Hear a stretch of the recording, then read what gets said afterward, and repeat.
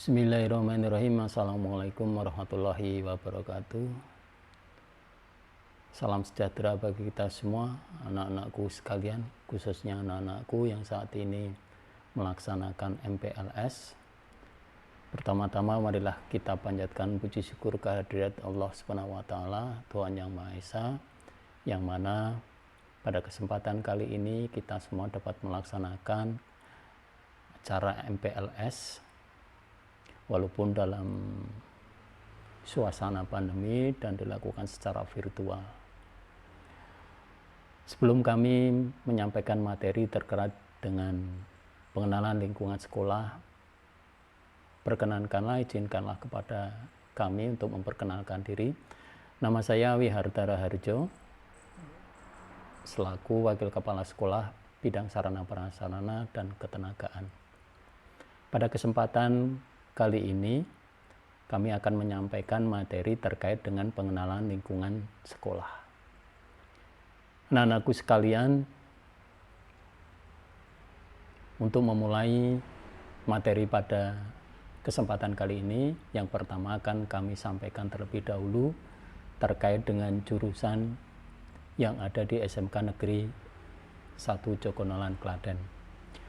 Anak-anakku sekalian, untuk jurusan yang ada di sekolah kita ada 5 jurusan. Yang pertama adalah akuntansi keuangan dan lembaga. Kemudian jurusan yang kedua OTKP atau otomatisasi tata kelola perkantoran. Kemudian jurusan yang ketiga adalah BDP atau bisnis daring dan pemasaran. Kemudian jurusan yang keempat adalah teknik komputer dan jaringan. Kemudian jurusan yang kelima atau terakhir adalah multimedia atau MM. Anak-anakku sekalian, terkait dengan kelima jurusan itu, sekilas akan kami sampaikan terkait dengan gambaran dari masing-masing jurusan. Untuk yang pertama, akuntansi keuangan dan lembaga. Bagi anak-anakku yang diterima di jurusan akuntansi keuangan dan lembaga, Anda nanti akan mempelajari pengelolaan dan pencatatan keuangan secara manual maupun komputerisasi.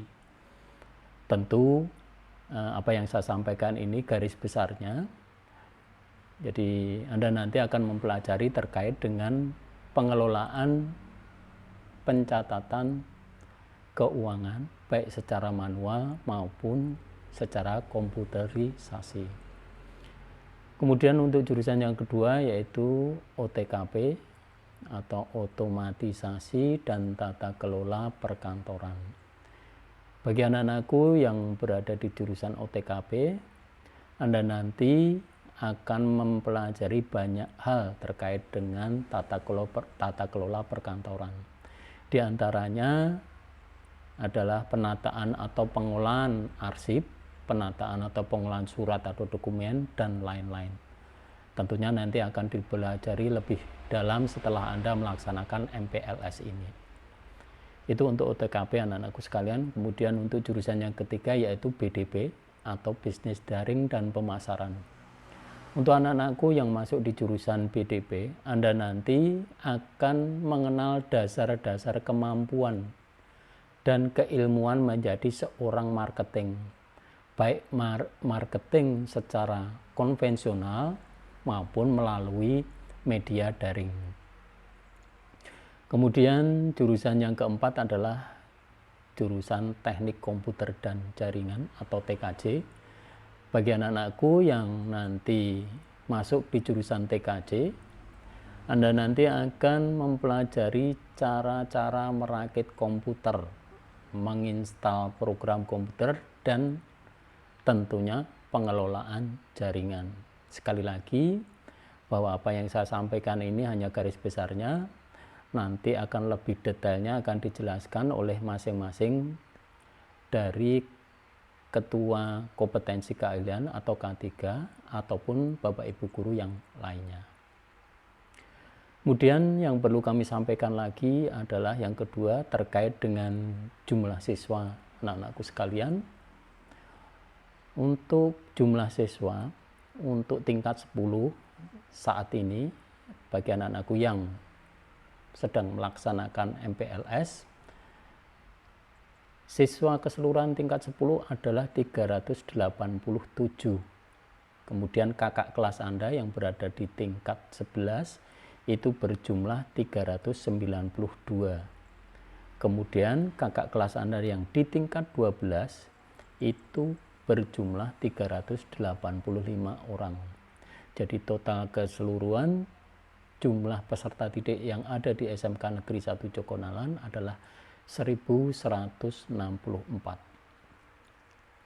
Itu terkait dengan jumlah siswa anak-anakku sekalian. Dan berikutnya yang perlu kami sampaikan juga adalah terkait dengan laboratorium masing-masing jurusan. Seperti kita ketahui bahwa pembelajaran Anda nanti akan didukung oleh laboratorium yang akan mensupport atau mendukung proses pembelajaran Anda khususnya pada bidang keterampilannya. Adapun laboratorium yang ada di masing-masing jurusan adalah untuk akuntansi komputer, untuk akuntansi keuangan dan lembaga maksud kami, ada 2 lab yang nanti Anda bisa pakai untuk pembelajaran. Yang pertama adalah lab komputer, kemudian yang kedua adalah bank mini atau bank daya siswa. Kemudian untuk lab OTKP ada 1 lab komputer di mana nanti di dalamnya, include di dalamnya Anda akan bisa mempelajari bagaimana cara berkomunikasi lewat telepon, bagaimana Anda melaksanakan surat menyurat. Jadi nanti dilaksanakan di 1 lab, yaitu lab komputer, di mana di dalamnya Anda bisa belajar terkait banyak hal terkait dengan tata kelola perkantoran. Kemudian yang berikutnya adalah lab bisnis daring dan pemasaran. Untuk laboratorium bisnis daring dan pemasaran ada 2, yaitu lab komputer dan Joksamat, di mana nanti Anda bisa juga melaksanakan praktek di Joksamat ini juga. Di samping juga Anda akan belajar di laboratorium komputernya. Itu untuk jurusan bisnis daring dan pemasaran. Selanjutnya untuk jurusan teknik komputer dan jaringan atau TKJ.